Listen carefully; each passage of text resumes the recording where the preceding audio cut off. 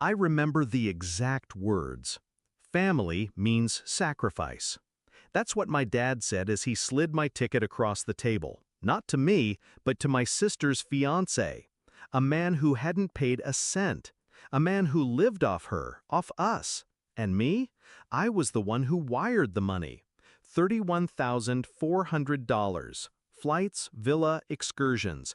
Every detail booked under my card. But suddenly, my seat was gone. My father decided the freeloading fiancé deserved to be included, and I was told to step aside. I didn't argue, I didn't beg, I just smiled, pushed back my chair and said, "Of course." They thought they'd won, but I was already planning their downfall. I used to believe family meant loyalty. I used to believe my father would protect me the way he did when I was a kid.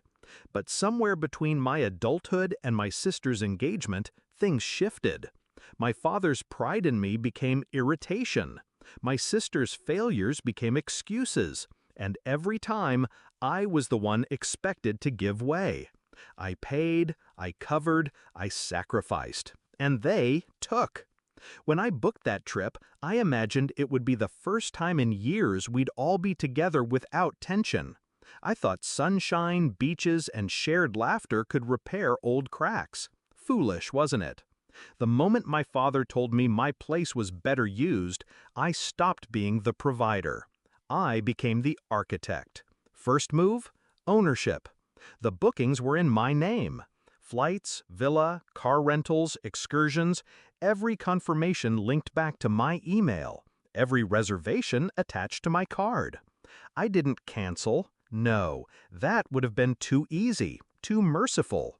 Instead, I modified. Quietly, carefully. The beachfront villa became a cramped inland rental with no air conditioning. The rental car, once a spacious SUV, became a stick-shift compact. None of them knew how to drive manual. The excursions? Gone. No snorkeling, no luau's, no helicopter tours, just empty itineraries. I let them believe everything was intact. My sister gushed about sunsets. My father boasted to friends about the dream trip. All while the ground beneath them was already crumbling.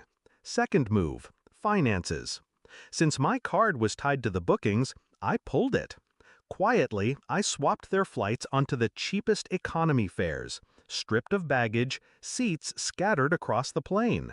At check-in, they'd discover it. Middle seats, separated, carry-ons only. And when they arrived at the rental counter in Hawaii, sweating in the tropical heat, they'd find a tiny, dented car waiting. One none of them could drive. But the masterpiece wasn't in logistics. It was in exposure. I left one booking untouched, the hotel I reserved under my father's name with my card. A 5-star resort, oceanfront, champagne on arrival, a place they thought they'd be staying. But I moved the payment responsibility. At check-in, my father would be asked for his card, $31,000. His name, his liability. I could already picture his face, veins rising in his temple, when the clerk said, "Sir, we'll need the card on file to finalize this reservation." The night before their flight, I sent one final message in the family group chat. Enjoy the trip. Consider it my gift. And then I muted the thread. The fallout came fast. From the airport, my sister sent a string of panicked texts. Their seats were split, no baggage allowed. My dad's rage came through in half-baked insults. I said nothing. Hours later, a call, breathless, furious. My sister again. "The villa's not what you booked. It's a shack, no air." I let her voice echo into silence before I hung up. Then came the call I had been waiting for, my father's. His voice was a low growl. "They're saying I owe $31,000 at the hotel. Fix this, now."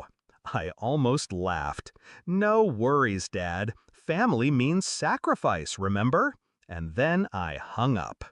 They spent the trip suffocating in a stifling rental house, eating grocery store noodles because the budget had evaporated. No car to get around, no excursions, no luxury, just heat, resentment, and each other. Meanwhile, I wasn't home sulking. I was in Maui, in the five-star hotel, my name on the suite, sipping champagne on the balcony, watching the waves. Alone, at peace, unbothered. I saw them once, on the third day, trudging down the boardwalk, sweat-soaked and snarling. They didn't see me, or maybe they did, but couldn't bring themselves to approach. Either way, I raised my glass in their direction and smiled. When they came home, the silence was deafening. My sister avoided me. My father couldn't look at me. My mother muttered half-hearted defenses about misunderstandings. But I knew. I had shown them what sacrifice really looked like. And that trip, it became their worst memory. A blistering, suffocating, humiliating disaster they'd never live down. But for me, it was freedom. The last time they took from me. The first time I took everything back. I don't regret a thing.